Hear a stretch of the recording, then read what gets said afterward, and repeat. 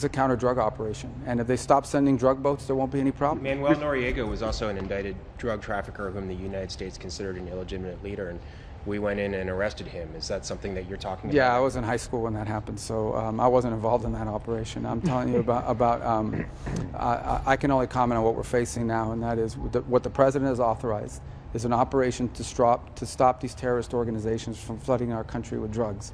And that's what we're in the process of carrying out. That's what he's authorized. That's what the military is doing. That's why our assets are there. Don't you need to, Mr. Secretary, don't you need to do it on the land also?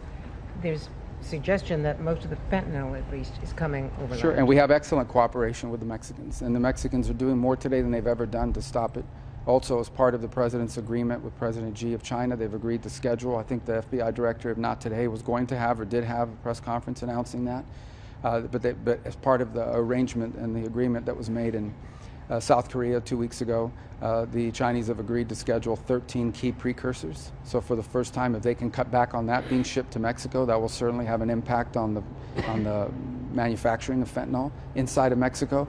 And Mexican authorities are doing more today than they ever have, and we're working closer with Mexican authorities than we ever have, that I can recall, perhaps ever for certain, in stopping this flow. So we have a strong cooperation with Mexico, with El Salvador, with Ecuador, with Guatemala, with multiple countries in the hemisphere that are helping us on land stop these flows from getting here.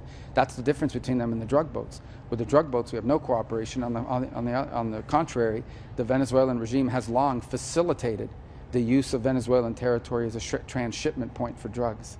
Secretary, you met with your